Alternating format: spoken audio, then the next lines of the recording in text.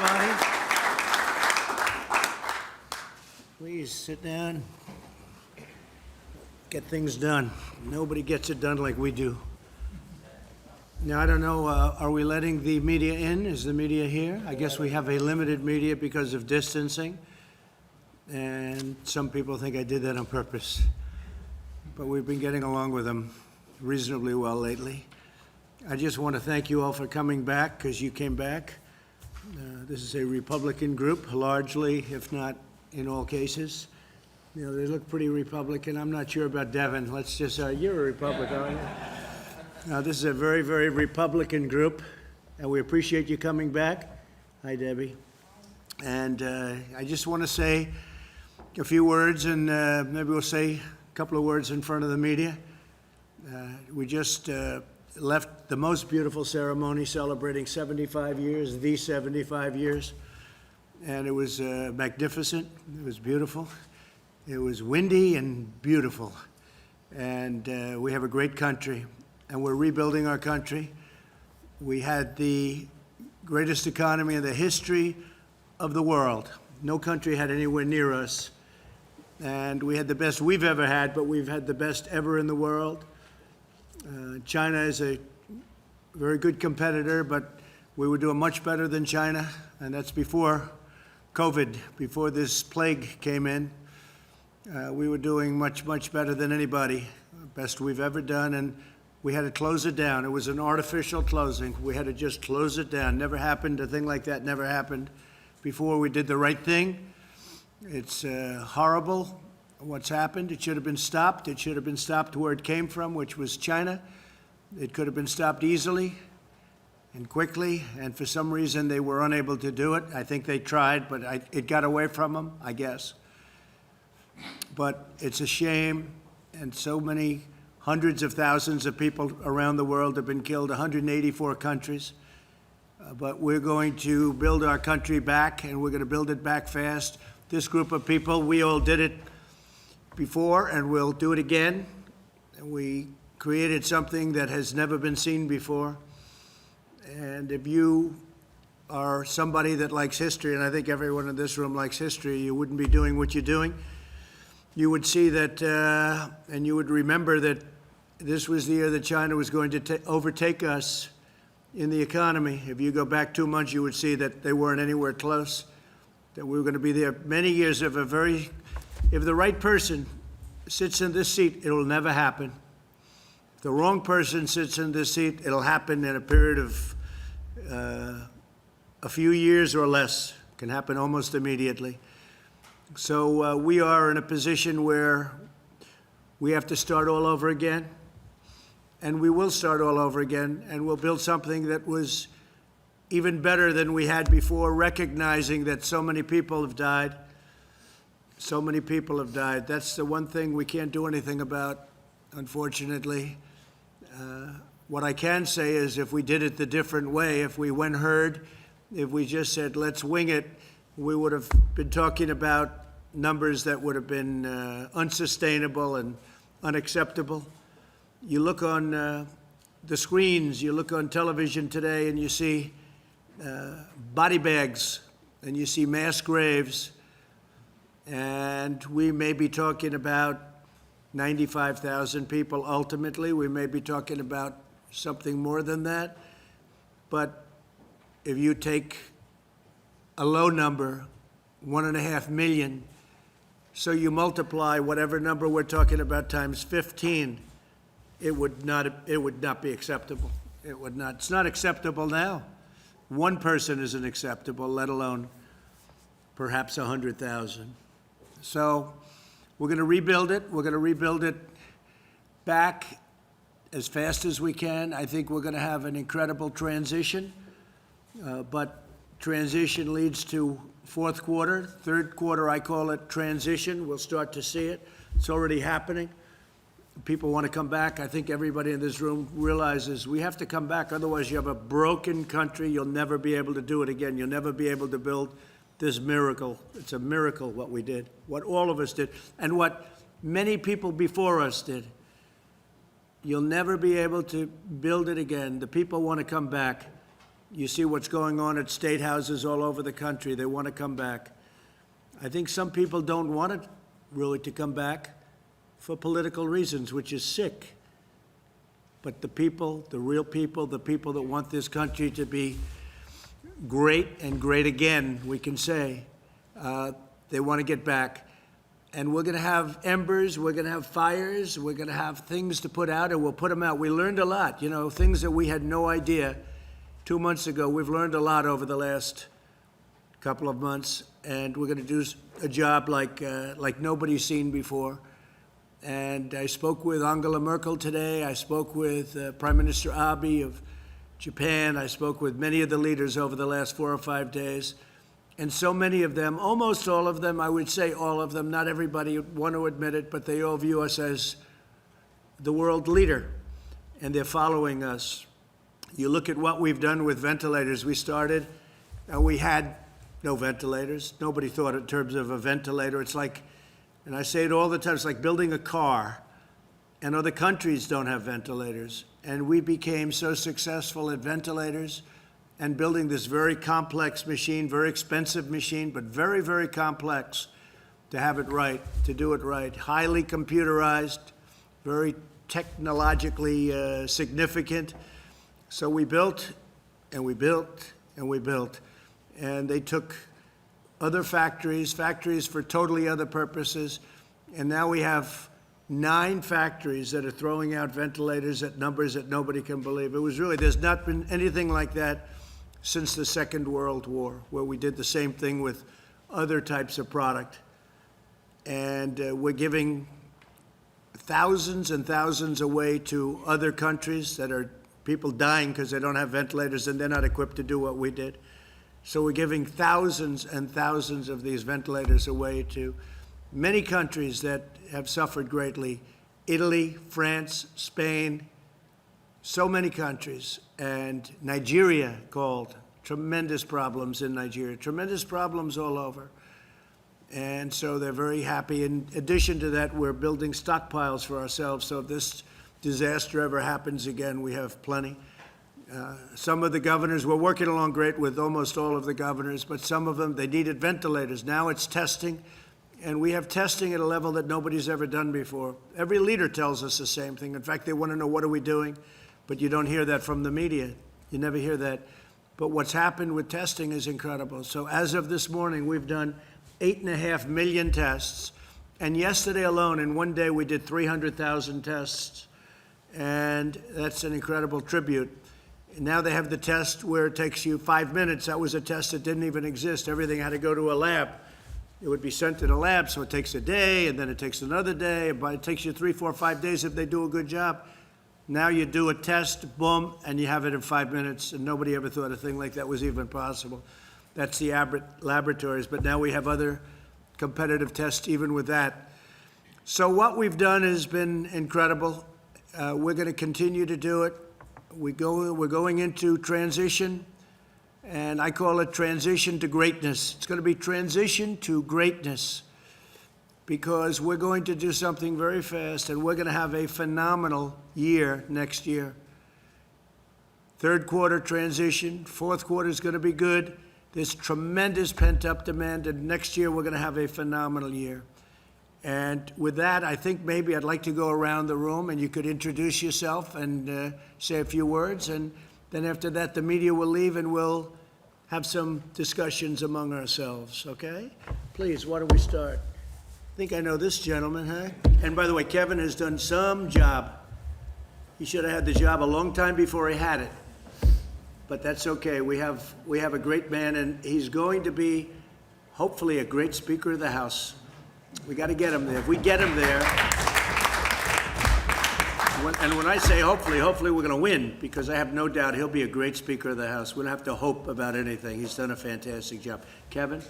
Well, Mr. President, I do want to say one thing. As you and the First Lady were out there honoring what transpired 75 years ago, that we had to end the tyranny of what Hitler was doing throughout Europe. We now battle something that is like a war. That this is a virus that came from a distant land that we did not invite. But just as we had to transform our country then and unite, that leadership you're providing is doing just that. As you talk about ventilators, gearing up, testing, more than 1.7 million in 1 week. The ingenuity of this country will solve this problem. And we will not just solve and get a vaccine for us, but for the rest of the world. I do want to thank you, coming from California. I know I have a blue state, I know I have a governor, but the way you've worked together, watching you send those Navy ships to New York and to California, build those hospitals in a time of need, I do want to thank you on behalf of everyone in California. Thank you for the very work you've much. done. Great state. Thank you very much. Elise? I think they'll turn it on. Thank you, Mr. President, for all of the support for New York State. This has been a true partnership, and the administration has stepped up, whether it's ventilators or building the Javits Center, which was tremendously important. My district in upstate New York, people are eager to get back to work safely. Our tourist businesses, our hotels have been devastated. So as we talk about this transition, making sure that we allow our small businesses to get back to work safely is so incredibly important. Also, our farmers. Thank you to Secretary Perdue for stepping up. We have dairy farmers in our district who are going through a crisis, but we know that you support the farmers, and we're appreciative of all of your work for New York. And I know you've worked effectively with Democrats and Republicans in New York State, so thank you. Thank you very much. And so for the farmers, you know, we gave $12 billion 2 years ago from China through tariffs because they were targeting our farmers. And then we gave $16 billion, and this year we're giving $19 billion to the farmers. And that's more money than they've ever even thought about. And it's keeping them in a position where, really a position of strength, but they deserve it, what they've gone through for 18, 19 years. This isn't a new phenomenon. This is for years they've been ripped off. So we're taking care of our farmers. Thank you very much, Elise. Thank you. Dan, please. Oh, thank you, Mr. President. Thank you for having us here, and thank you for working every single day. You know, Speaker Pelosi would have the America believe that we can only show up to Congress to vote once every 3 weeks. Of course, that's not true. We could be working every single day, just like this administration is, and I appreciate what you've done. Appreciate working with us to protect our energy industry. You know, America is in real dire straits with oil prices the way they are. We're deeply worried about that in Texas, and your administration's been excellent to work with on that front. We understand how important energy independence is to our nation. You know, Texas is reopening, and I think it can be a model for the rest of the country as we step out of retreat and move to actually confront this virus head on and get people back to work. Well, it's interesting, Dan, because oil prices are now going up and gasoline prices are going down. That's like the best combination I've ever heard. So our millions of people in the energy business, I think, is going to be, you know, that's moving up. But you look at those gasoline prices, and they're really coming down. So I don't think I've ever seen a combination like that. It's going to be very good. A lot of good things happening in energy. Jared, you should say something, because you headed up our whole ventilator problem that this country had. The cupboard was bare when we took it over. People don't realize it, they don't want to say it, but the cupboard was bare, that we had nothing. And I could say that for the military too. Dan would know that almost better than anybody, and the folks that are so much and so well versed on military, but our military cupboard was bare also. We had obsolete equipment, we had old equipment, and now we have we've never been in a position like this. We have the best equipment in the world, all made in the United States. But Jared, why don't you give a little talk on what we did with the ventilators and how that just became such an incredible story. And we're doing the same thing with testing, and we're pretty close to a point where we're equally as good. Go ahead. Yes, sir.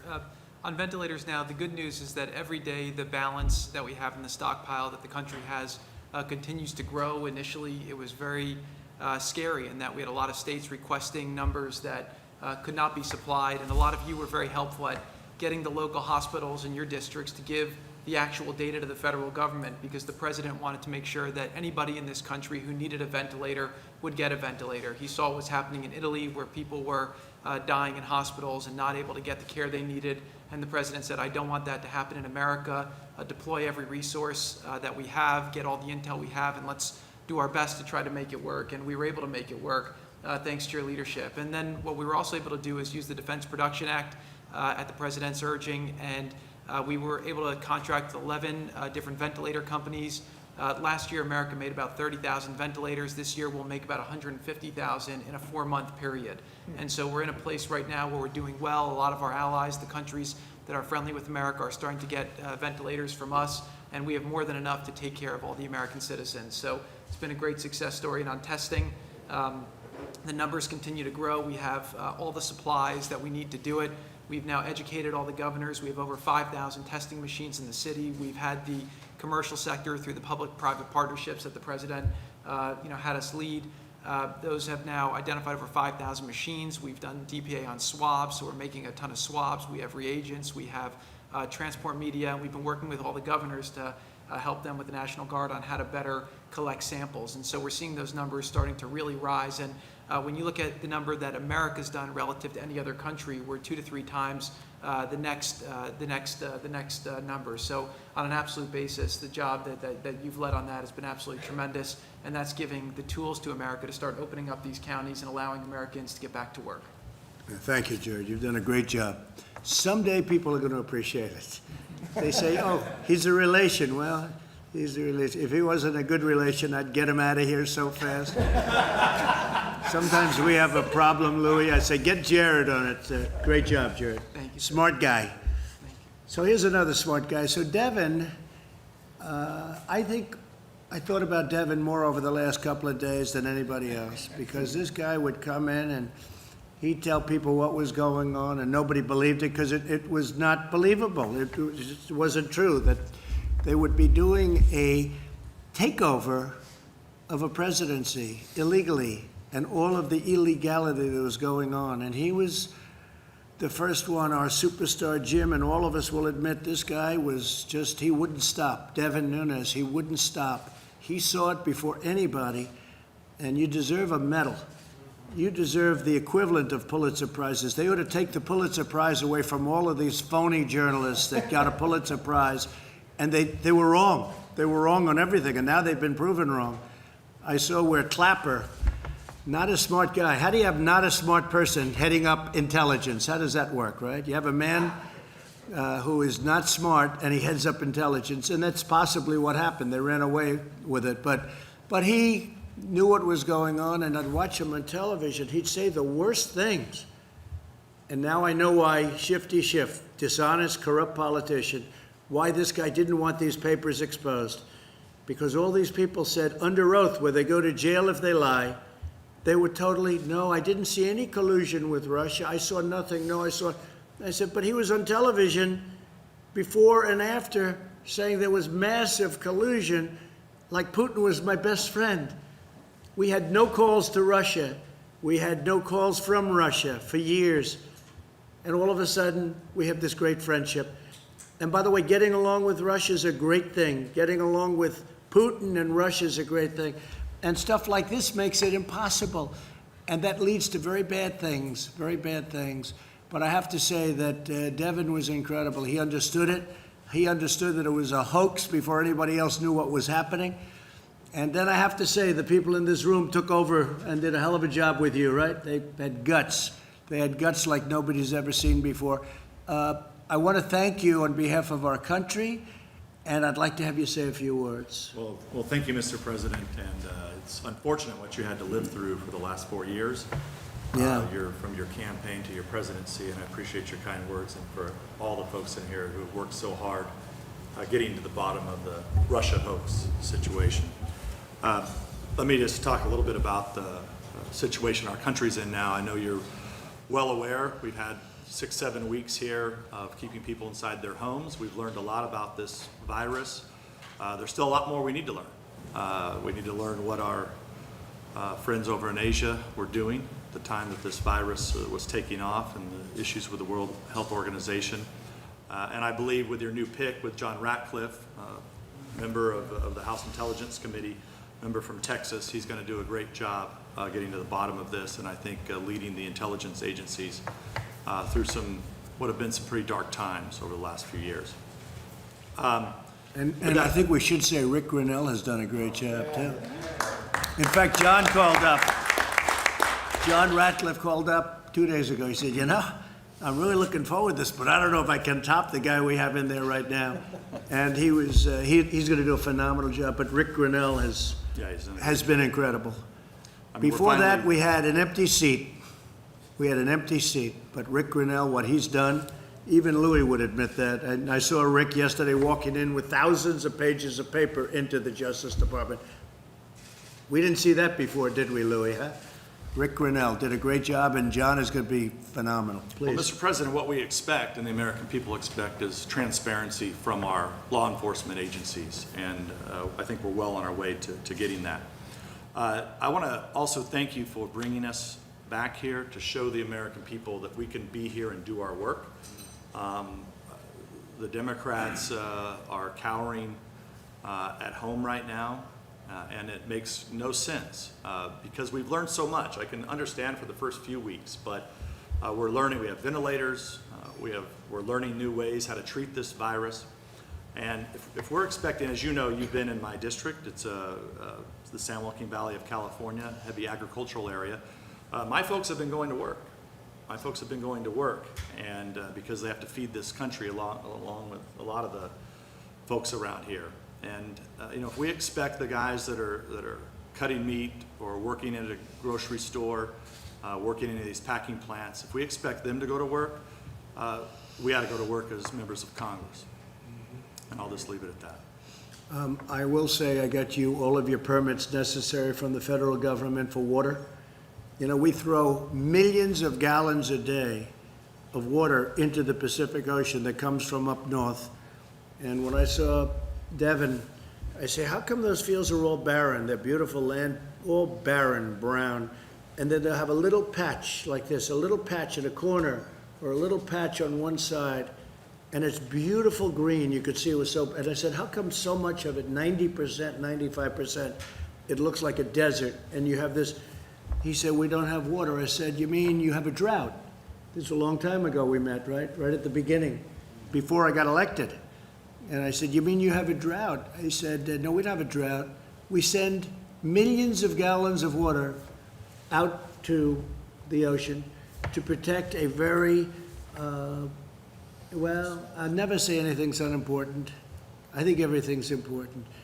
To protect, go ahead, what's the name? The smelt, Delta smelt. Yeah. So you have a Delta smelt that's not doing well. It's getting no water, and it will do a lot better if it had water. But they send millions and millions of it. Is that seriously, is that the only reason? That's the reason they send it out there? Yeah, that and For the Delta that smelt. and salmon. Yes. It's So the incredible. farmers are very thankful for recognizing the important work that you've done, not only in San Joaquin Valley, but all over the country. And I'll just say, that's why they're out working, and I think we should be working. And I'm Well, you glad know, brought us here. with the water though, I said, so what has to happen? Well, you need approvals from Congress, from this, you need all sorts of approvals, but you need it from Commerce more importantly than anything. I got every approval for you, and you got a lot of the state approvals done through Kevin and yourself and others. All you need now is the signature of the governor. And those millions of gallons of wasted water going into the Pacific, that's like a drop in the bucket, doesn't mean anything to the Pacific. All of that water would come right down all the way into Los Angeles. And, you know, in Los Angeles, I had a house in Los Angeles, I sold it. You know why I sold it? Because Secret Service says you can't come here anymore. I said, I might as well sell it. But I had a house, and you couldn't have water. You couldn't water your grass. They said, oh, you're not allowed to water your grass. And then you look at this massive turn. They had a turn. It takes a day to turn it. It's like a big faucet. And they turn it, and it veers all the water out into the Pacific. It's crazy. So we're all set, except you need Gavin's signature. If you get Gavin's signature, you're going to have water from Los Angeles all the way up. Yeah. And it's the most incredible thing I've ever seen. I thank you. thought it was a drought. I said, he said, no, we have tremendous amounts of water, but we send it out to the Pacific Ocean. And it was over the smelt. So if you can get his signature. Well, I know you know, during this time of crisis, we need to work with the governor, and I thank you for working with our governor, who's obviously not a supporter of yours.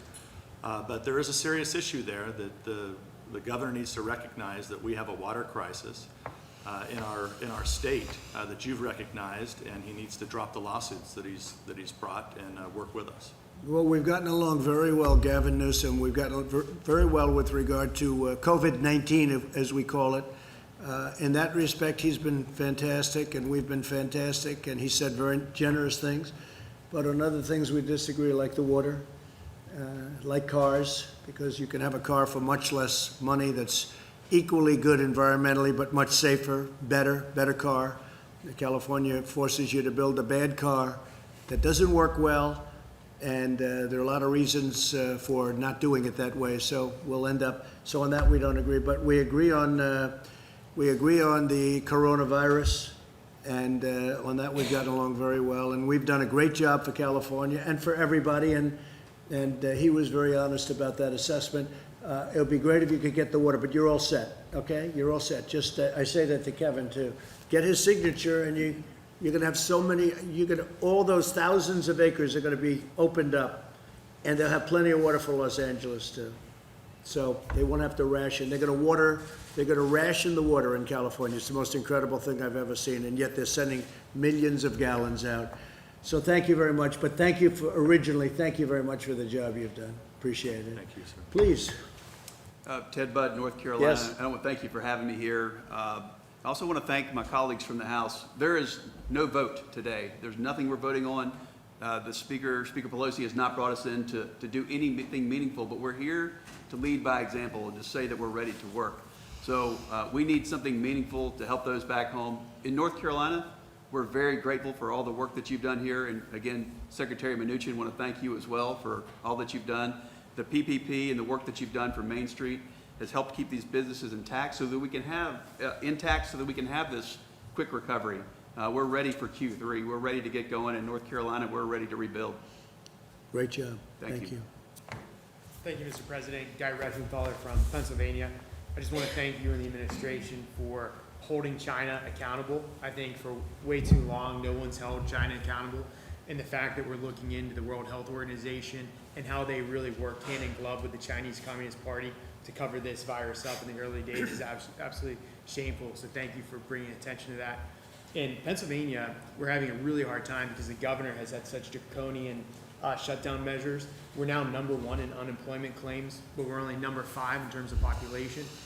Instead of protecting the most vulnerable in nursing homes, where you had 65% of the deaths, if not more, in Pennsylvania, he just had a draconian measure, one-size-fits-all approach that lacked any kind of nuance, and it's destroying our economy while at the same time leaving the most vulnerable exposed to this virus. So thanks for calling out the governors that are going too far with this and calling for America and Congress to go back to work. So what the Democrats are doing in Pennsylvania is a disgrace. Okay, it's a disgrace. Thank you very much. Thank you. Mr. President, Mark Green from Tennessee. Great to see you again. Thanks, Mark. Thanks for your leadership. This COVID-19 thing has been unprecedented.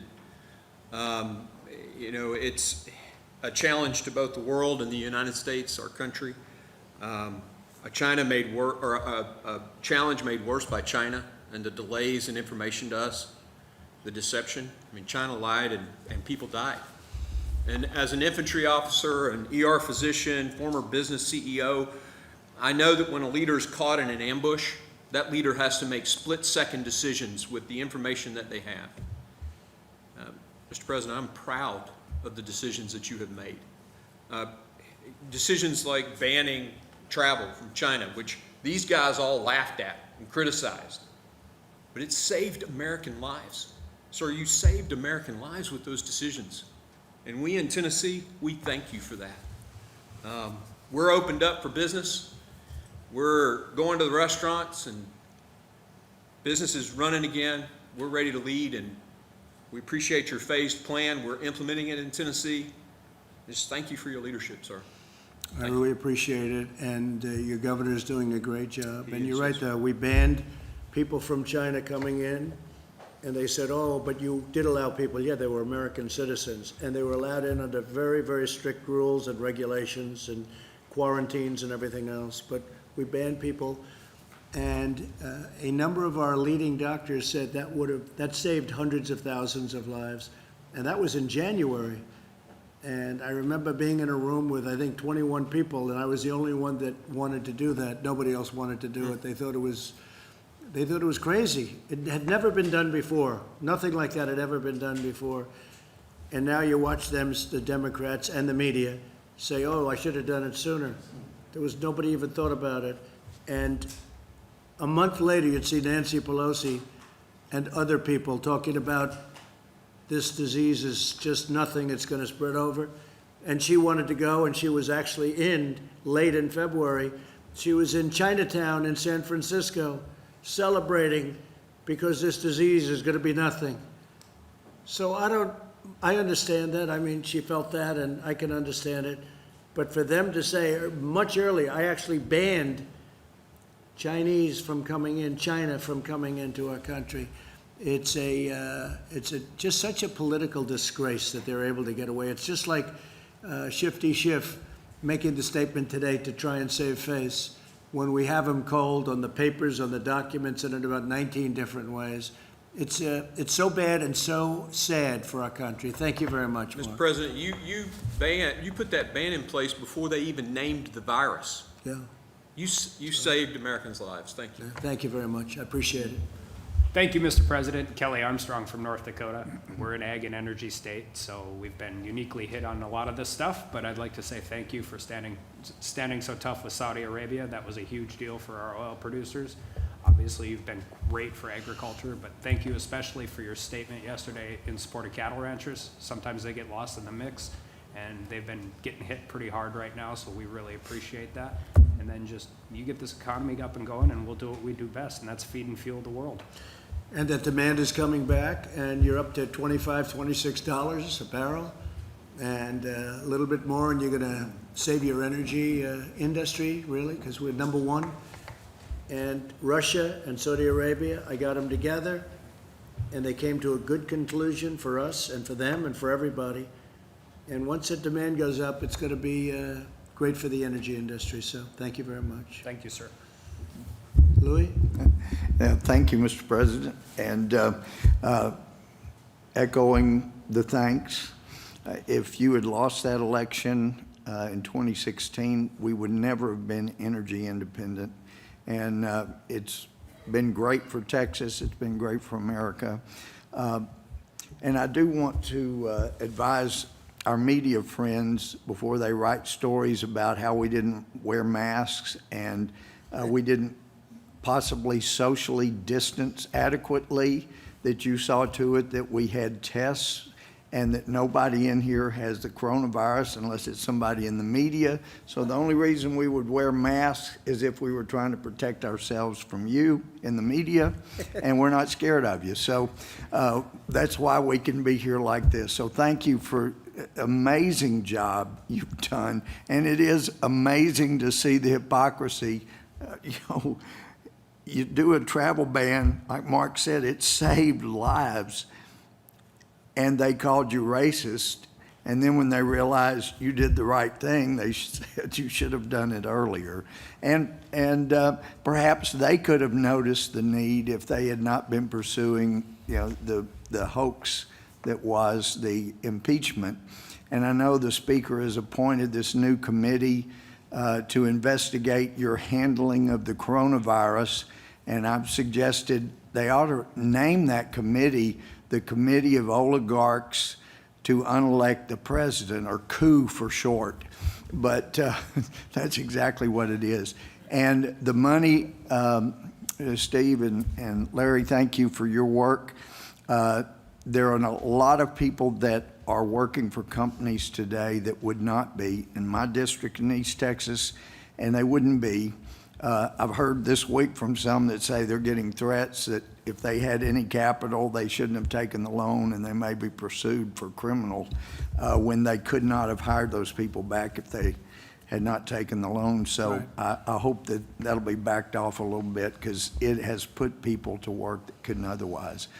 But I'm optimistic, and I wouldn't be if you weren't president. So thank you for the work you're doing. Thank you, Louis, and you've been a great help. And if we didn't win the election, we wouldn't have found out all of the corrupt practices that are taking place at the top of the FBI with dirty cops and all of the things that we found out about other people in other agencies that are equally as important. All of this, we went on Drain the Swamp, and that's what we're doing. But nobody ever told me the swamp was going to be this vicious or this deep. And we're doing it.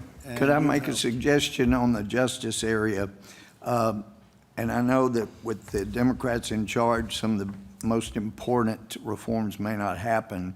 But the FBI is the only law enforcement entity I'm aware of that has not even come into the 20th century, not even asking them to come into the 21st.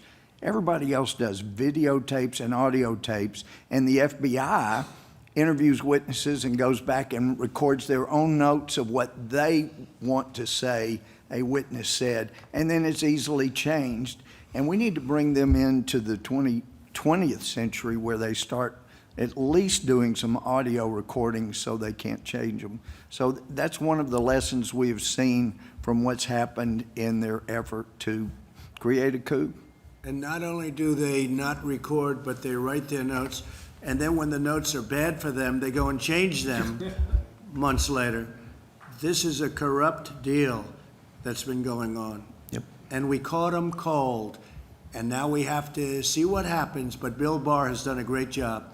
He's a strong guy, and he's done a great job, and not easy. He's fighting a lot of fights, but he really has been great, and we appreciate it. But you're right about that. I said, well, I'd like to hear a tape of what the interview was, and they said, well, no, it was just, and they write it out like scribble. Yeah. It's crazy, and then they change it. And they change signatures, they change everything. So we don't have the old one. It's one of the most incredible things, isn't it, huh? Yep. Thank you very much. Thank you. Appreciate it. The most Well, powerful guy in Washington. Dan, I say Dan, most powerful man. I just want to thank everybody in this room for the past 3.5 years for supporting our president and the administration and everything you've done. This man goes 18, 20 hours a day. As many of you know, he's the most transparent president in history. He's the most accessible too. There's nobody in this room that can't call or get through to him, mornings, evenings, midday. But we love you all, and thank you so much on behalf of everybody here in the White House for everything that you've done supporting our president. It means the world. Thank you. And what a job he's done too, right, Mark? He's been amazing, and he does it himself. I remember when I was running Crooked Hillary had 28 people. I had Dan, and Dan blew them away. It wasn't even a contest. And we have now, I guess, 6 different sites, platforms, and we have numbers that these people don't have. They don't even come close to it. So when they write false stories, we can go around them. And it's very important to be, who needs it? I wish we didn't need it. But unfortunately, we have to do that. We have to have that because we don't get an honest press. Please, I'll tell you, Gates, you've been something. He's out there, Devin, right? He's out there fighting. Thank you, Go Mr. ahead, President. Matt. Your team is here. We're ready to work, and we are inspired by our president. I have observed your willingness to work with anyone. I saw the Democrat governor of New Jersey categorize the administration's response as extremely responsive. I've noted on our calls that our Democrat colleagues in the House, like Tom Suozzi and Jimmy Panetta, have made contributions reflected in the great work that Jared has done on testing and that Secretary Mnuchin has done and that the chief has done as well. But I have to say, Mr. President, I'm deeply concerned about what we're seeing from the Democratic leadership, because in the last several days, they have been caught in a terrible lie. Not only was there no collusion, we now know that the leaders of the Democratic Party knew that there was no collusion at the beginning and willingly lied to the American people anyway. Now we see that they're reverting to their old playbook. As we want to work together to provide provision to our people and take good ideas no matter where they come from, Nancy Pelosi and Chuck Schumer just want to set up new committees to investigate rather than working together. I know that even before being president, you talked about the importance of the president being a great cheerleader for our country and for our economy. I note, and I know in the jobs report today, we can see that even the people who have been furloughed or who are on unemployment now, they're optimistic that this is the team that will bring America back. What advice would you give us to try to have our Democrat leadership behave more like the governors you've worked with and some of the rank and file colleagues who've made helpful suggestions rather than just reverting to their hatred and their lies to cover their tracks for their last set of lies? I think they've been doing it so long and gotten away with it for so long prior to us, and they had that 8 years, the Obama 8 years that have been absolutely terrible if you look at the Justice Department and what's taken place. You look at the FBI and what's taken place. And frankly, prior to that, a lot of bad things went on. All we can do is keep winning, and if we keep winning, eventually they're going to come around one way or the other. May not be in that form, may not be them, because I'm not sure that you can do that with them. Tremendous dishonesty from Schiff and from others. And they know it's going on. They know these are not stupid people. They know it was a hoax. They know better than anybody in this room it was a hoax. They set it up. They're not aggrieved. I watched Shifty Schiff, 9 inches around the neck. And I watched this guy, uses the world's smallest collar, right? But I watched him, I guess this morning, talking about, he acts so aggrieved, so aggrieved. He knows it was, he got caught. And not only caught, if he weren't in the halls of Congress, he'd be in jail because he made up phony stories and phony speeches and phony, everything was phony. He's a sick man. He's really a sick man. He's a corrupt politician. So I wouldn't count on somebody like him. But I think overall we have some really good support. I've had great support from Democrat governors. I would say almost all. And in some cases, oh, look, Andrew Cuomo the other day said that we have done a phenomenal job. That's a nice statement, phenomenal, that's a good word. It's true, but we've had great support, and Gavin Newsom, the same thing. He said something, the equivalent of that. So we can work with them, but I think this group is perhaps beyond repair. They're sick. There's something wrong with them. Mark, please. Well, Mr. President, I know I speak for you, but I just want to thank all of you for setting the example and coming back to Washington, D.C. It's time that we send the message to the American people that we're open for business, we're ready to get back, and we're ready to support a president who has been willing to take the bold moves each and every day to make sure that America's first. So thank you for allowing me to serve, and thank all of you. Well, I have to, before I introduce Jim, I have to say, so we had all of the great NCAA teams here just prior to COVID. Otherwise, they wouldn't have been able to come. But we had all of the teams, and one of the teams was the top wrestlers in the country, all the champions, NCAA wrestlers. And I saw them, and I immediately knew it was a wrestling. I could see there was a little action going on with those ears, and the muscles were coming out of the shirts, and I could see by the jawline. And I walked up with Jim Jordan, and they didn't give a damn about the president. They said, that's Jim Jordan. You don't know what a great wrestler, NCAA champion and a great wrestler.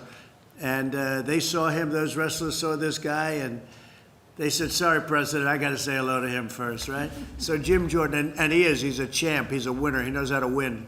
Thank you, Mr. President. The exact same time that we learned what we did about General Flynn, the exact same time we learned that there was absolutely no basis for the entire Mueller Russia investigation that the FBI did, that very time, Nancy Pelosi sets up a select committee to come after you again. And so we just need to understand, guys, that they're never going to stop.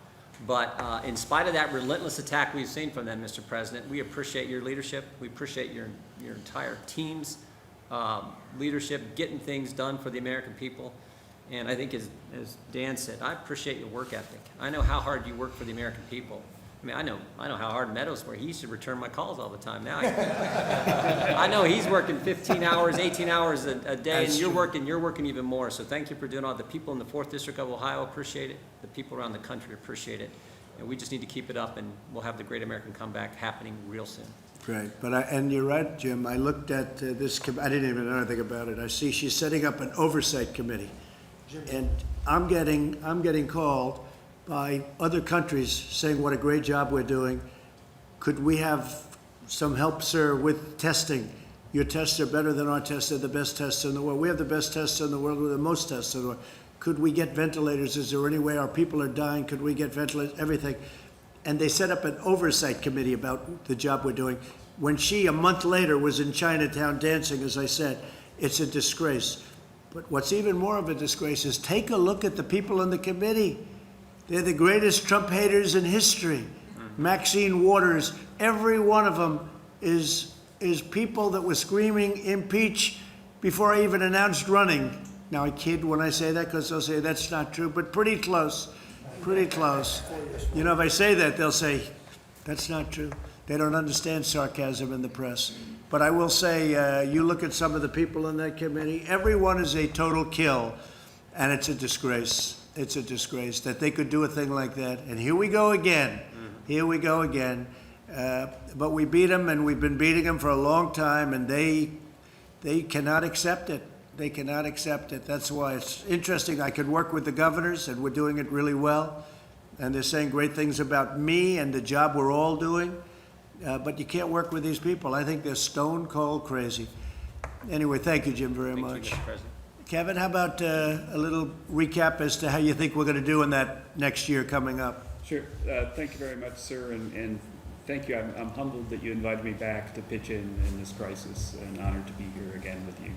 I think it's fitting that the members of Congress, thank you for coming back, that you would be meeting and working to make the economy better precisely today, which was about the worst job support ever. And that was something that we've been telling people was going to happen because you took the step to save lives, to slow the economy down. But there was a silver lining in the report today, ladies and gentlemen, that was really interesting to us, and the President and I talked about last night in the Oval, that almost everybody who accounted for the increase in unemployment in the report today said they expect to go back to work within 6 months. And now if that happens, then what will have happened is something historic, that we would have experienced the biggest shock in the history of the world, just about, I mean, short of perhaps World War, and recovered quickly. And I think that if we did that, sir, it's going to be because the economy was so strong in January that people have been able to withstand this, and because the policies that you all worked together to adopt built the bridge to the other shore. Thank you, sir. And at the same time, we would have saved millions of lives, because ultimately, that's what we did this for. But I heard that statement from you and some others yesterday that almost everybody expects to be back to work shortly. That's very unusual. Usually when you have something like this, they never expect to get a job again. So that's a great thing. Thank you. Good point. Thank you very much, Kevin. Mr. President, Thank you, Lee. House Republicans are here in Washington, D.C. to work. We want to deliver for the American people, and we're honored to be here today, and hopefully the Speaker calls us back into session at the beginning of next week. We'll see. We should have been here this week. The Senate was here in Washington, D.C., but What is she doing, and House where wasn't. is she? What's going on? you know, I actually think that she's just trying to consolidate more power in her own gavel. She likes the feeling of that gavel in her hand.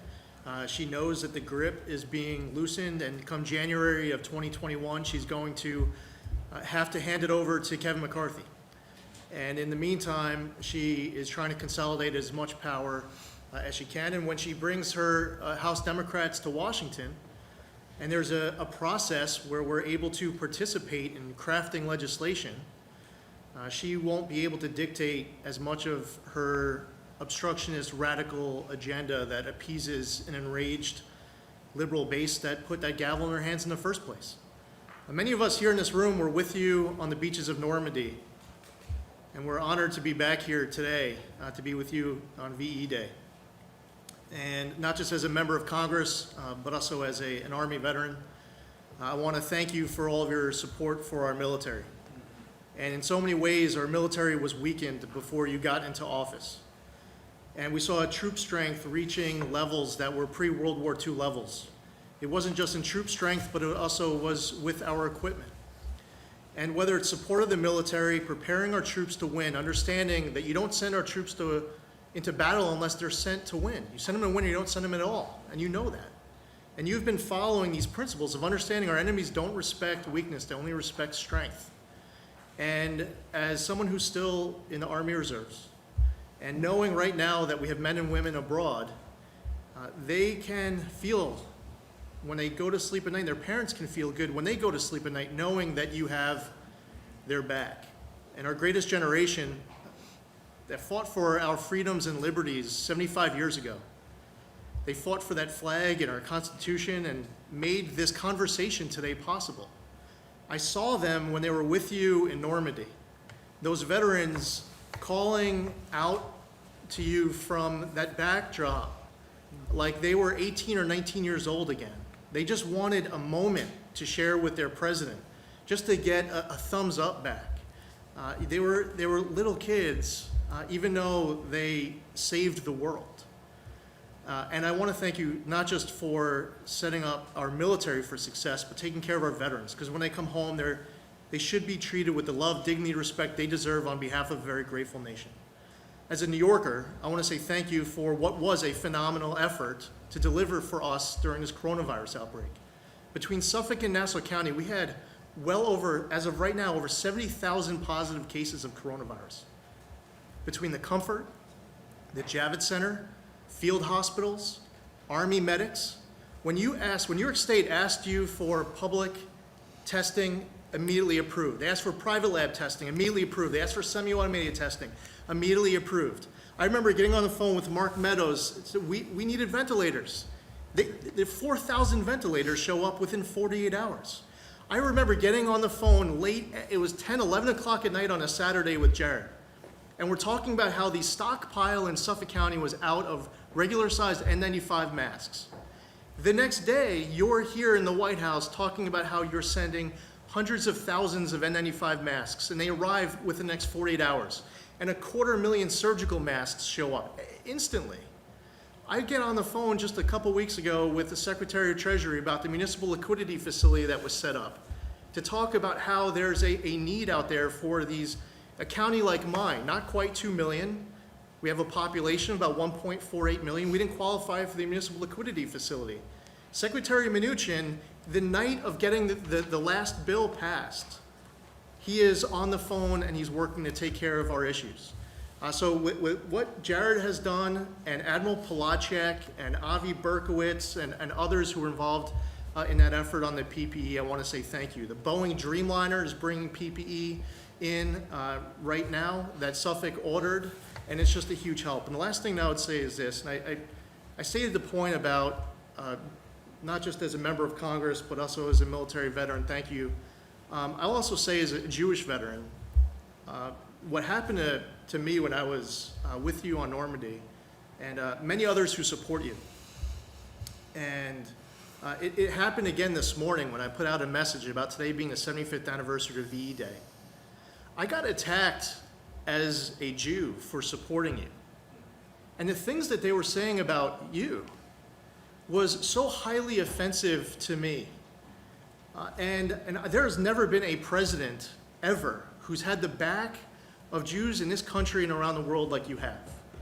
And whether it was moving the embassy in Israel to Jerusalem, and signing the Taylor Force Act into law, and recognizing Israeli sovereignty over the Golan Heights, but most importantly, fighting anti-Semitism here at home.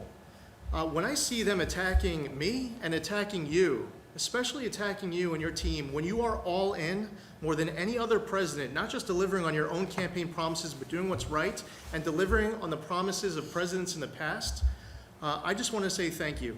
And the Speaker, we all should be in the same foxhole right now, with our rifles pointed in the same direction. And we're all here in the same foxhole with you, with our rifles pointed in the same direction. But unfortunately, while you recognize that the enemy is coronavirus, the Speaker believes that the enemy is you. And I believe that's really important for the Speaker to look around this room right now of people who serve in the House of Representatives who want to work today or in Washington today, that she needs to get her conference back here to fight for the American public as hard as we do. And I thank you for your leadership on all accounts and delivering for New York in what truly was a phenomenal way. Thank you, Lee, very much. Appreciate it. Thank you, Mr. President. Warren Davidson from Ohio. Definitely an honor to be included on this task force and be here really to work with you to help this transition to greatness. You've had great messages. It's resonated with the whole country, but definitely with the people of Ohio. We love you, look forward to you coming back. And, I think the example that you set when you talked about the governors leading the way, because the states really have had different experiences and different approaches to dealing with this virus, but also a legacy of dealing with problems in a different way. And you see the legacy costs in states like Illinois, where 58% of their budget goes to pensions, and states like Ohio, where we have a rainy day fund and we've reformed our pensions and have been responsible with our spending. That approach is important. It's important in the way that that Attorney General Barr has recognized in terms of defending civil liberties. Every single one of us wants to protect public health, and we're all anxious to grow our economy and get it back But we all swore that same oath I swore in the Army to support and defend our Constitution against all enemies, foreign and domestic. So we take that very seriously, and the civil liberties that have been infringed upon, the sense of freedom and the sense of identity as Americans that's under attack in this era, having the Department of Justice say we are going to defend freedom and lead that example is a big deal. And as we confront all these ideas on how to deal with safety, it's important to remember that even the Patriot Act expansion, it was just temporary. It was supposed to expire. And a lot of those same sense of urgency that came in after 9/11 led to the expansion of the FISA and the Patriot Act and the way it was abused against many people and very publicly against you was really just to keep us safe and just for now. But we still haven't really been able to reform FISA. We still have a chance to do that. But the temptation is always, but just to keep us safe. And some of the ideas with privacy, just to keep us safe at the CDC, tracing and quarantining and tracking everybody, could be just as dangerous.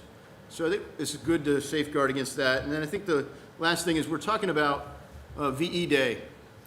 The last time the planet had this much debt was after World War II, after the United States. So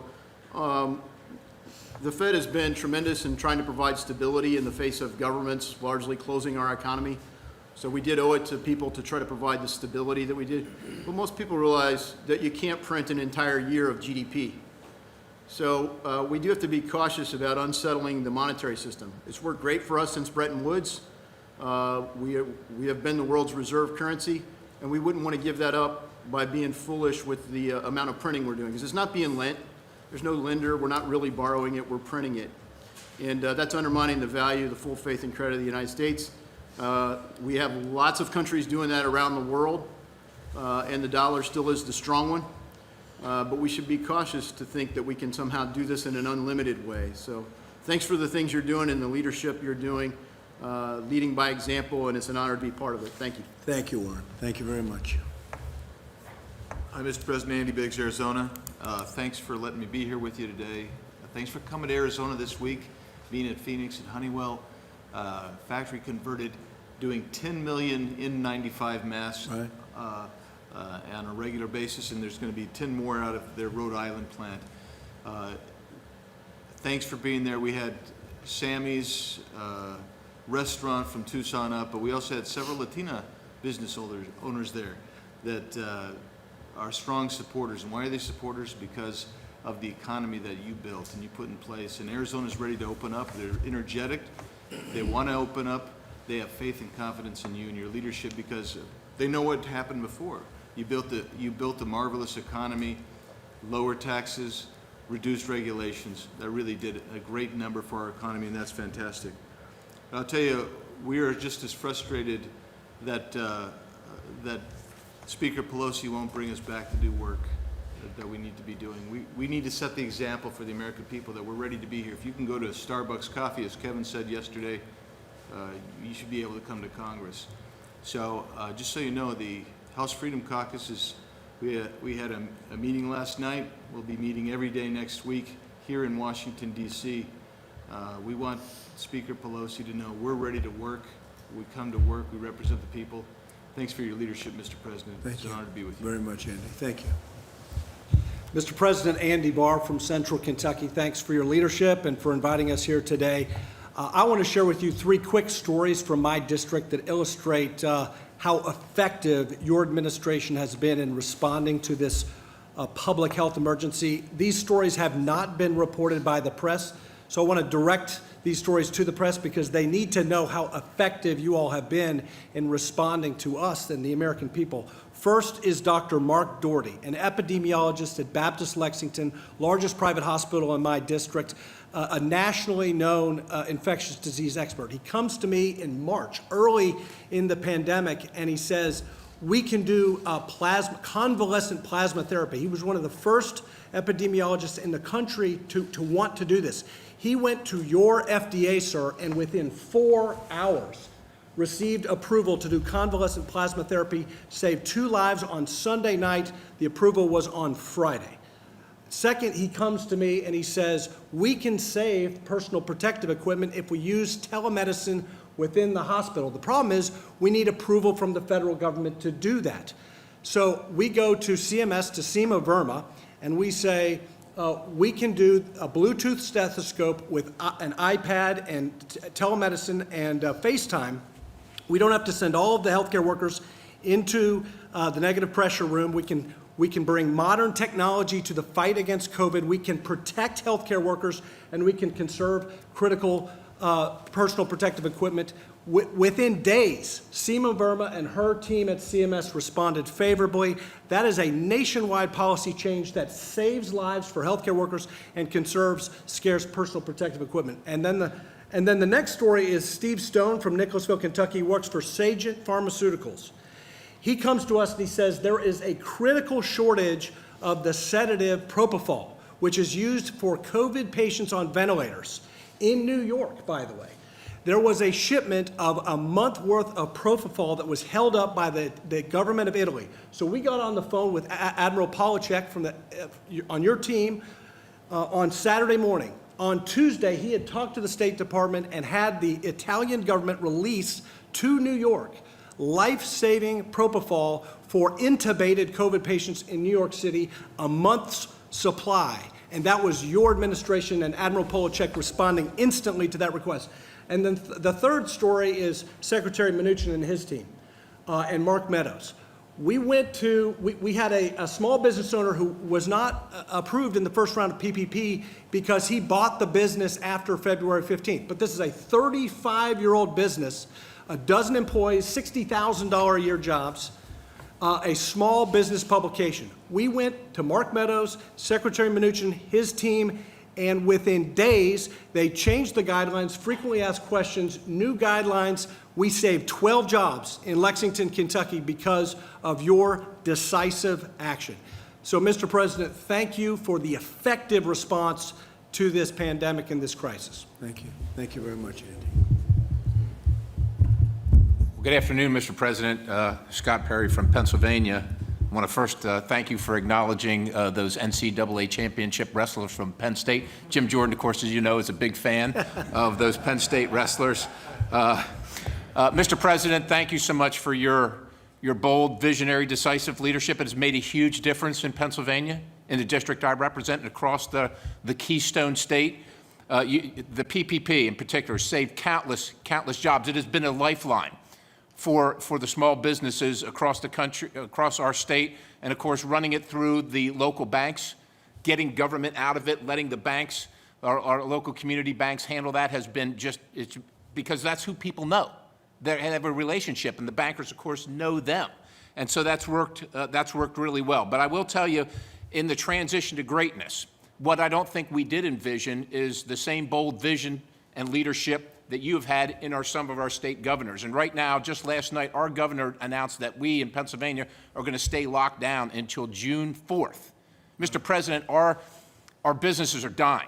And I don't know what, well, you know, we shouldn't have to make this choice. We're Americans, and we can do two things at one time. You have proven you can do many things at one time and be effective.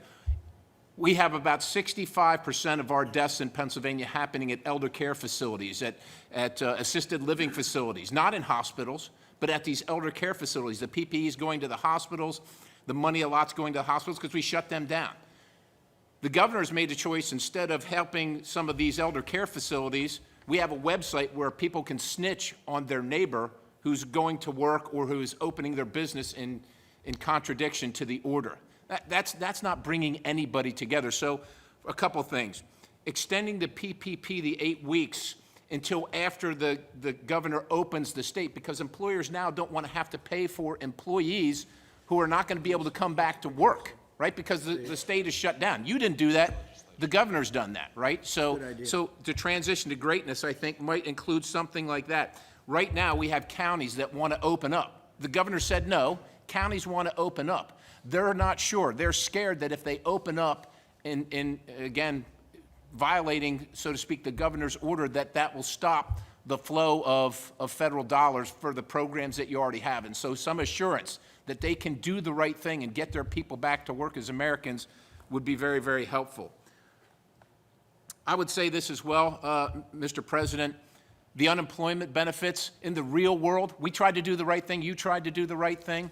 Employers are thankful for the fact that they won't be held accountable if their employee doesn't come back to work. But when you have a governor that doesn't want to enforce the policy, it's not really helpful because the employer needs the employee to come back. They need them to come back. And so maybe take a look at that. And finally, in this transition to greatness, Mr. President, China, once we get through this, there must be an accountability. There must be an accountability. We all want to get back. We're here. We're ready to be at work. Speaker Pelosi apparently is not. But if she is going to do phase 4, she's working on her own. She doesn't involve our leadership. She doesn't involve Kevin. She doesn't involve anybody here.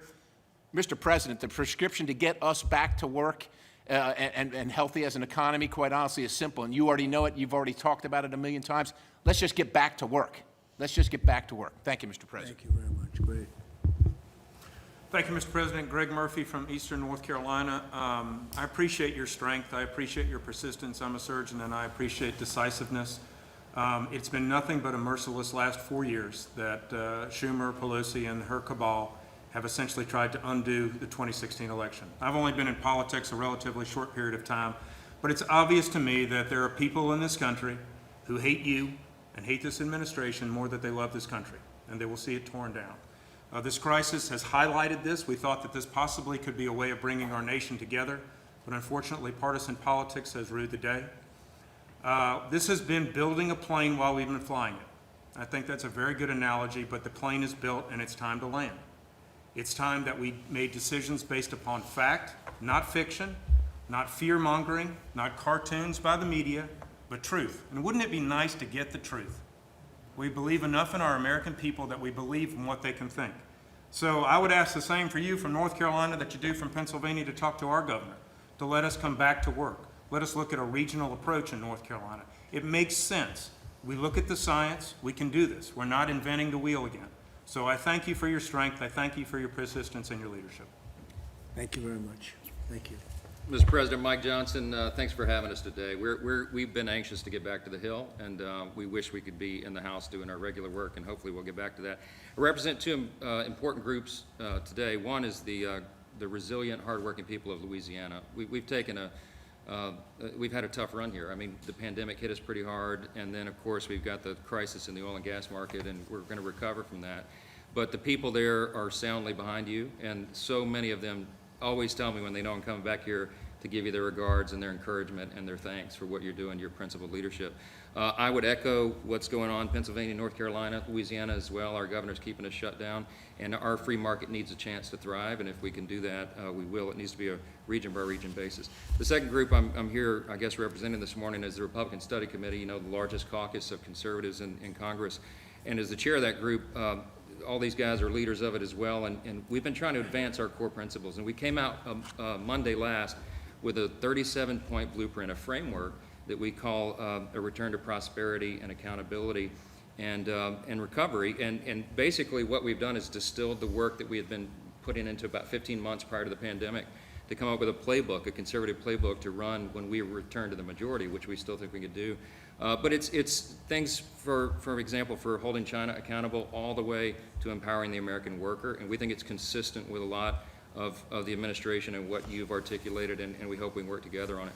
I would end with this. The whole team, your whole administration has been so accessible and transparent. I love what Dan said. I had written those two words down before you said it. That marks the Trump administration. And I could name each one of them on your team here. They've all been helpful and grateful to us. We had a conference call with Mr. Kudlow the other day, and he said something at the end of it that resonated with me. He said, you know, our time-tested principles cannot be abandoned now. That's what's going to guide us through this, right? And we were on mute, but we all said amen. And it reminded me of what Reagan said in his farewell address when he was leaving, you know, his storied time at the head of the country. He said, they called me the great communicator, but I wasn't that. He said, I was just communicating great things, and they're the same great things that have guided our country since its founding. We believe in those time-honored principles. We believe in individual freedom and limited government and fiscal responsibility and free markets and lower taxes and less regulation. Those are the things that are going to guide the country back in this transition you're talking about. And we're so grateful that you and your team are holding the line on that. We'll be with you. We're your foot soldiers. We're ready to go to work, and we thank you again for all you're doing. Thank you very much. Great. Oops. Well, I want to say thank you again, President Trump, for coming to Arizona, and it was such an honor to be on Air Force One with you. It was my first time, so it was awesome. But I want you to know that I believe you are exactly the right person for the job. Despite all of the Democrats, the top Obama people, maybe President Obama himself, since we found out yesterday, trying to take you out, despite all of that, you led our nation into the greatest economy in the world, and I am totally convinced that you will do it again. And so please don't let all the critics get you down. I know a lot of people are just Trump haters and they say mean things, but there are so many people out there, so many people in Arizona, throughout the nation, that absolutely think you're doing a great job. So please keep it up. Thank you, We Debbie. appreciate you. Thank you very much. Thank you. Debbie. Beautiful. Thank you. Larry? Thank you, sir, and thanks to everybody here. Some wonderful words, and we appreciate your strong efforts and support. We have a lot more to do. I just want to connect a dot or two. Kevin was talking, Kevin Hassett, my friend and colleague, when we were in the Oval last night talking about these are temporary job losses, probably 3/4 of them, if not more. If you had told me that I would go on the air on a day when we lost 20 million jobs and the stock market would go up 400 points, that would have been very interesting. I've been around a while. I thought I'd seen it all, but this is a new wrinkle. I don't want to repeat this experiment, but I'm just saying. And I do think it's because it's temporary. And I do also think the stock market bottomed in March 23rd. I know it fluctuates and so forth, but I think that a lot of the things that Stephen has negotiated, we've heard about the PPP extending it and so forth, I think that's one reason why these are temporary losses and why the market is shrugging them off. And I do want to reiterate, it is very possible that we will get a lot of these jobs back fast.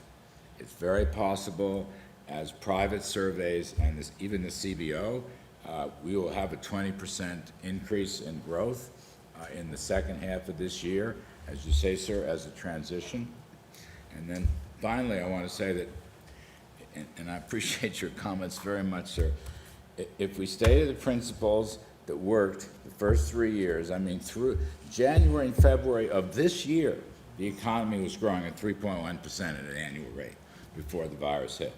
Low taxes, rollback of regulations, energy independence, good, fair, reciprocal trade deals, the building blocks of a blue-collar boom, of a middle-class wage boom, middle-class wages and less, and a small business boom, which is the heart of the Republican Party. There's no reason. You did it once, and if we stay with those principles and do it again, and next year, 2021, can be absolutely a spectacular year. So I really believe that. And I will just say it is my honor to be part of this, sir. Thank you. Thank you very much, Larry. Thank you, Mr. President. I want to thank everybody around the table. I've had the opportunity to speak to almost all of you and all of your ideas. As others have said, it's the President's economic policies that led us to great success. I have the utmost confidence. We have the greatest scientists, the greatest medical people. There will be a vaccine. We will kill this virus.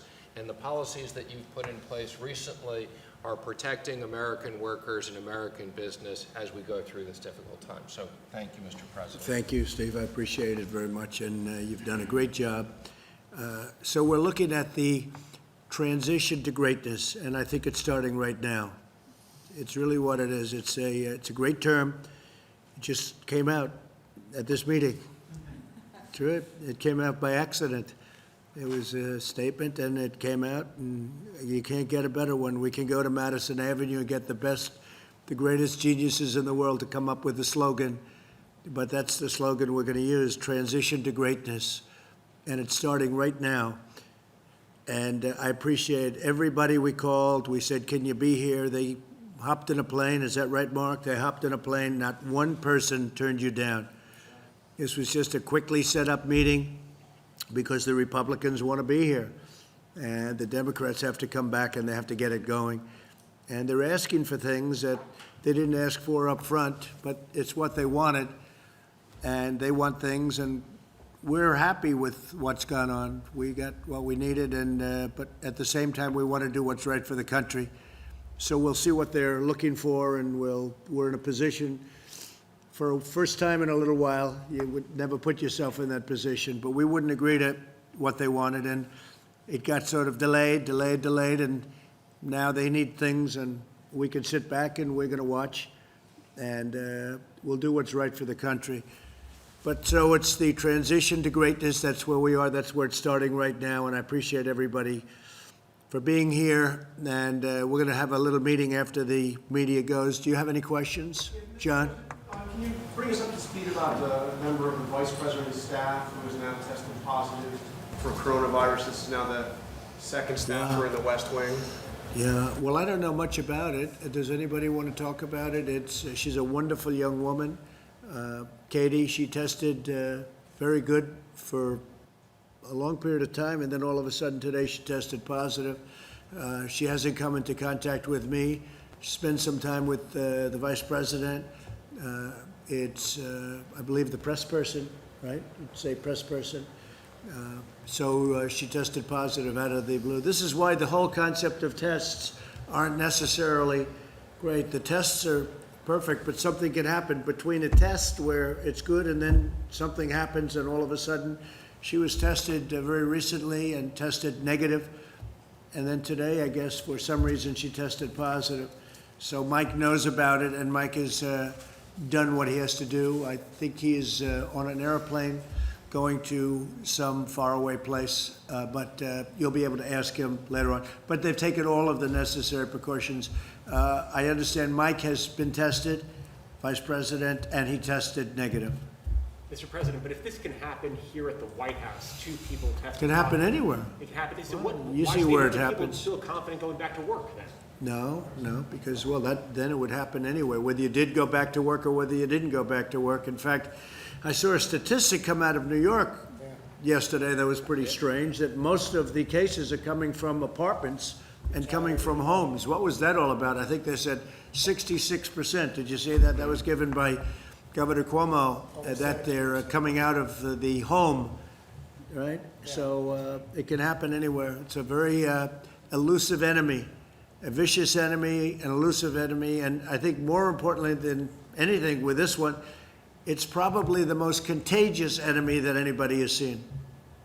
Mr. President? Yeah, please. Given 2 positive tests in the last 2 days, what precautions are you taking here at the White House to prevent the virus from spreading further? And are you worried that it's kind of already in the White House? And Well, I'm not worried, no, I'm not worried, but, you know, look, I get things done, I don't worry about things, I do what I have to do. We've taken very strong precautions at the White House, but again, we're dealing with a invisible situation. Nobody knows. When I see that 66 in New York, 66%, where people stay home and that's where they're catching it at home, who would ever think a thing like that's possible? So all you can do is take precaution and do it the best you can. But Mike was tested today, and Mike was tested negative. So are you taking additional steps here at the White House in the latest? Yeah, we're taking very official steps. Mark, do you want to discuss that? We've already put in a few protocols that we're looking at, obviously, to make sure that the president and his immediate staff stay safe. But it's not just the president, it's all the workers that are here. Obviously, you're here on a daily basis. But the protocols that we're putting in place puts a stronger emphasis on making sure that we do the mitigation that we need to do to make sure they're safe. I don't want to get into all the procedures that we have embarked upon, but I can tell you this is probably the safest place that you can come to. All of you, as you know, have to be socially distanced from the president. His meetings that he has are done with a social distancing plan in place. Outside of that, we may take some additional precautions as it relates to the vice president and the president in terms of just making sure that the people that come in contact with both of them are done, that it's done in a way that makes sure that we keep the president safe. Additionally, every member that came here today, they were tested just in case there's a closer contact than we might have. But we put in some additional protocols over the last 48 hours, and we'll continue to monitor. Mr. President. Are you satisfied with the measures that have been taken so far? I really am. Look, I understand what we're dealing with. We're dealing with something very serious. And the fact that you have it doesn't mean that it doesn't go away. All right? You can have it and get through it very easily. Some people have a harder time. Most people get through it. Some people are devastated by it. But the fact that you get it doesn't mean, I've had numerous people say they have it, and a couple of days later they're better. Some people say they have it, they think, and there's almost no symptom. Other people have it and bad things happen. So, but for the most part, when you have it, you get better. And supposedly you're immune, although they're not 100% sure about how long that immunity lasts. And is there, Mr. President, is there a reason why people just aren't wearing masks at the White House? Well, they are. People But they're that, not, sir. no, people that are serving me are. We have The not people- seen anyone wear a mask around you, sir, in the last 2 weeks. So I can speak to that. You know, as we look at this, the people that are in close proximity to the president obviously have tested negative. The mask that you wear is generally to keep other people from being infected.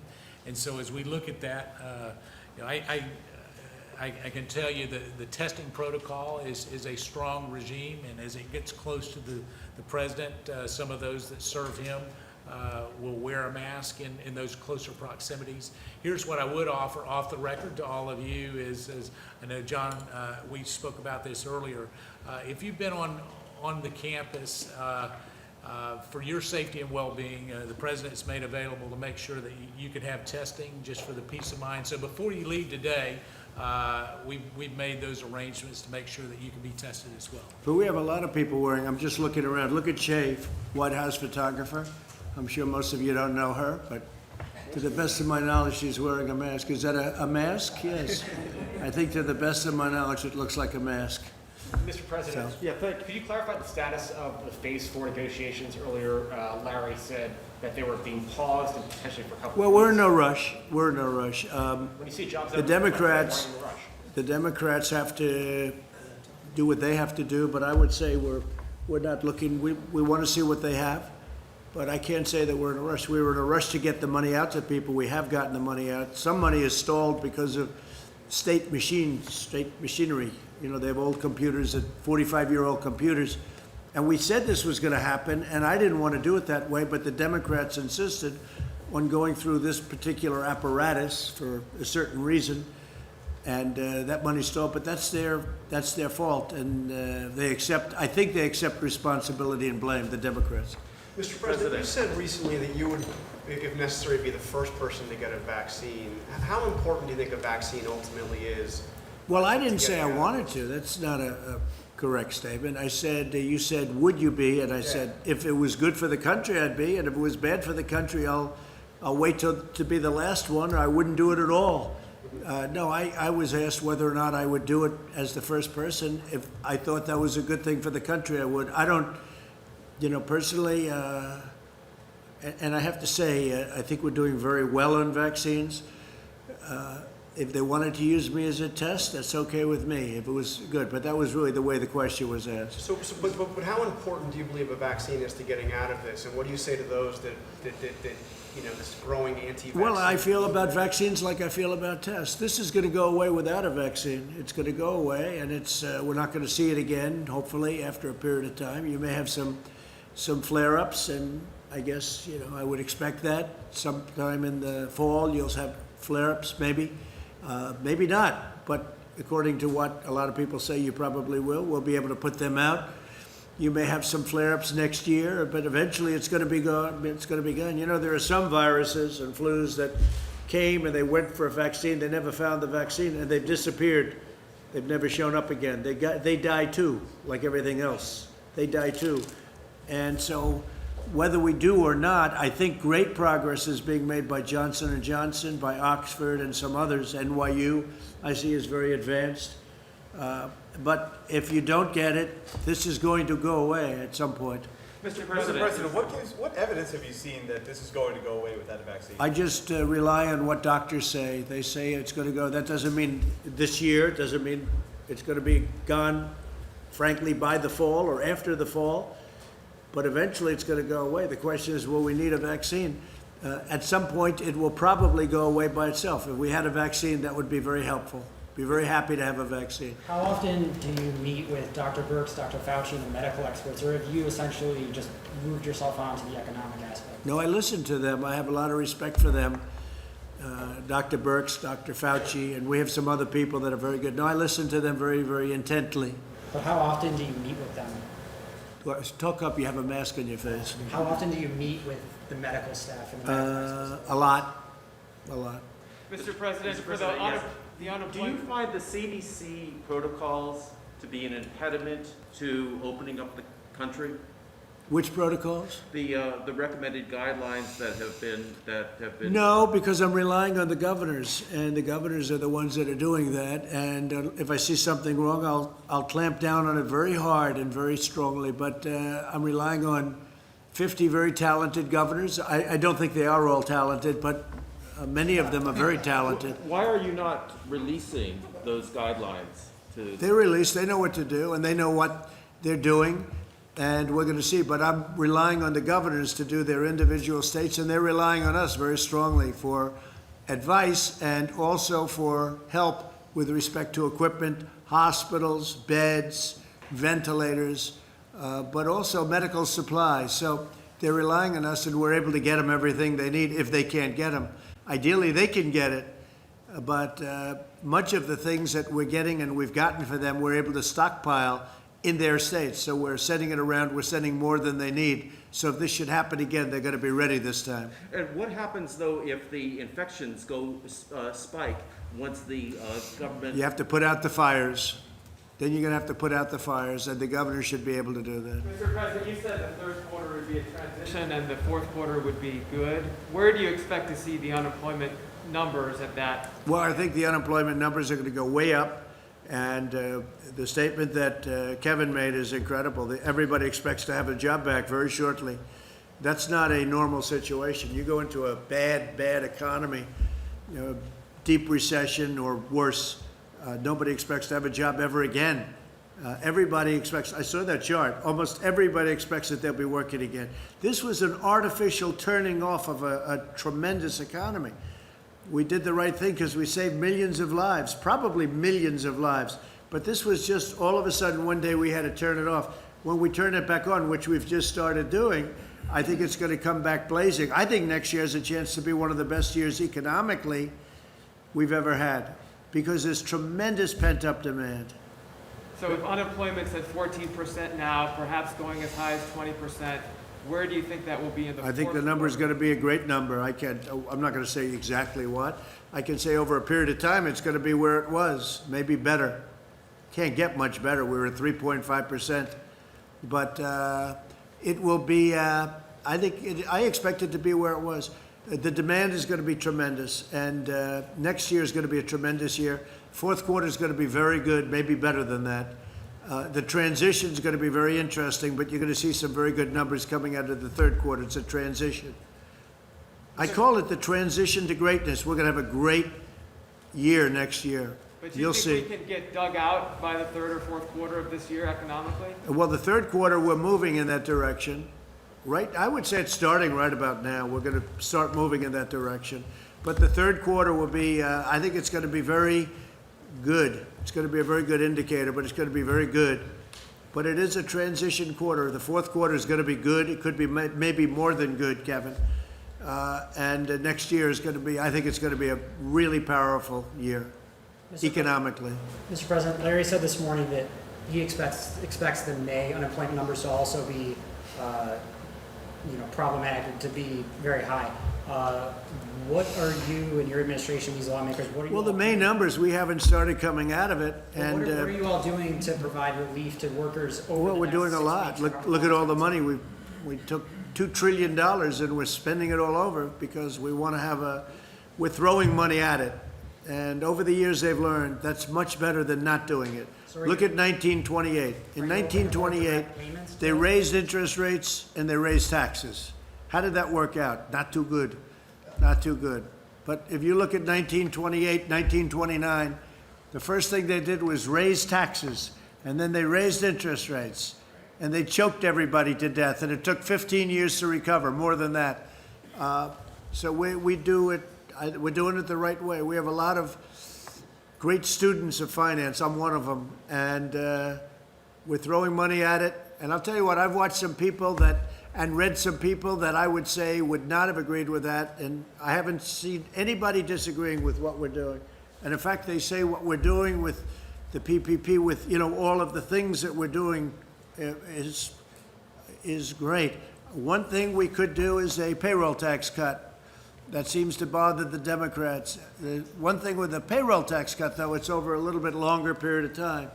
But a payroll tax cut is something that some people that are very smart, I'm one of those people that like it because I think it's really sustainable. I think it will sustain it.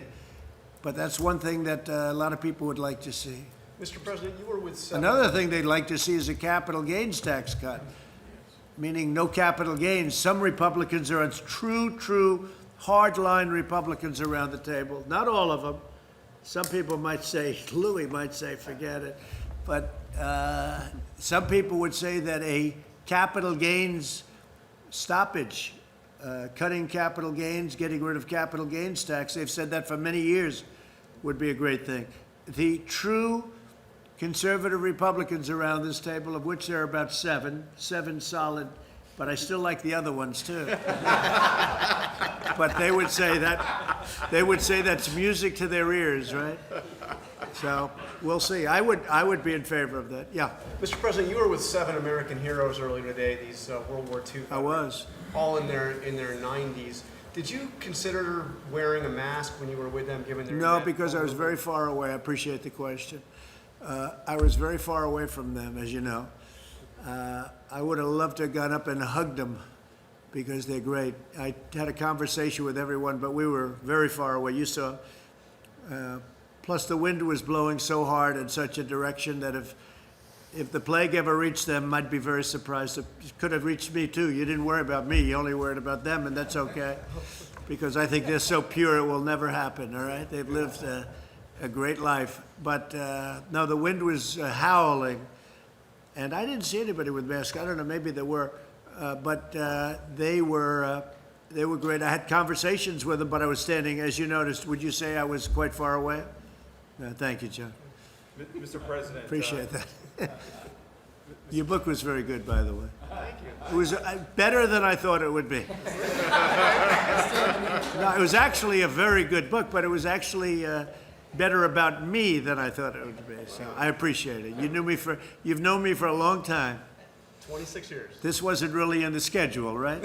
I knew him long before I thought in terms of this, but we had one very good story, right? When we were interviewed at the hotel, and he took a lot of guff. They said, he's not running. Why you did? This was before I announced, and I've been toying with it for a long time, but never did it, never decided. And he took a lot of guff, but he also got great ratings when he did that interview. So I don't know, but it turned out to be a very interesting interview, sort of the first. Interview, So sir. yeah, your book is very good. Congratulations.